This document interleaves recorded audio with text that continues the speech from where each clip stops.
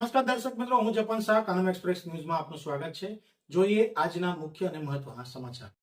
છોટાઉદેપુર નગરપાલિકાની ચૂંટણીમાં હવે નવો વિવાદ સામે આવ્યો છે। છોટાઉદેપુર પાલિકા પ્રમુખનું સભ્યપદ રદ થયા બાદ હવે ચૂંટણી ફોર્મની મંજૂરીની પ્રક્રિયા સામે પણ ગંભીર સવાલો ઉઠી રહ્યા છે। છોટાઉદેપુરના રાજકારણમાં છેલ્લા કેટલાક સમયથી સતત ઉથલપાથલ જોવા મળી રહી છે। થોડા સમય પહેલા જાતિ પ્રમાણપત્રની ચકાસણી સમિતિના અહેવાલ બાદ પાલિકા પ્રમુખ સહિતના સભ્યોનું સભ્યપદ રદ કરવામાં આવ્યું હતું। આ ઘટના બાદ હવે વધુ એક મુદ્દો સામે આવ્યો છે, જેને લઈને રાજકીય ગરમાવો વધ્યો છે। આજે અમે વાત કરીએ છીએ ફેબ્રુઆરી 2025માં યોજાયેલી છોટાઉદેપુર નગરપાલિકાની ચૂંટણીની। આ ચૂંટણીમાં એક ઉમેદવારી ફોર્મની મંજૂરી પ્રક્રિયા સામે ગંભીર શંકાઓ વ્યક્ત કરવામાં આવી હતી। આખો મામલો શું છે, આવો વિસ્તારથી સમજીએ। છોટાઉદેપુર નગરપાલિકાના રાજકારણમાં હાલ ભારે ગરમાવો છે।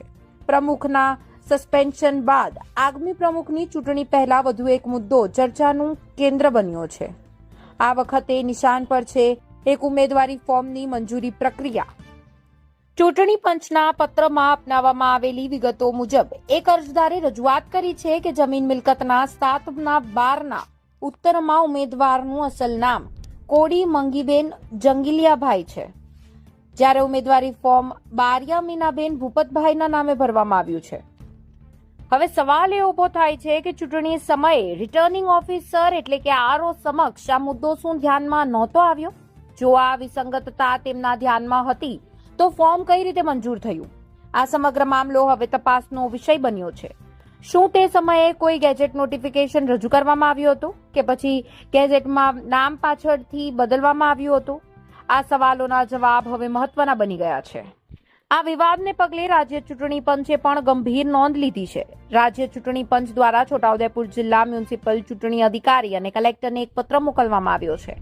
આ પત્રમાં અરજદાર નીરુબેન રાઠવા દ્વારા કરવામાં આવેલી રજૂઆતનો સંદર્ભ આપવામાં આવ્યો છે। રજૂઆતમાં આક્ષેપ કરાયો છે કે 16 ફેબ્રુઆરી 2025ના રોજ યોજાયેલી નગરપાલિકાની ચૂંટણીમાં વોર્ડ નંબર 7માં એક ઉમેદવારના નામમાં મોટી વિસંગતતા હોવા છતાં તેમનું ફોર્મ મંજૂર કરી દેવામાં આવ્યું હતું।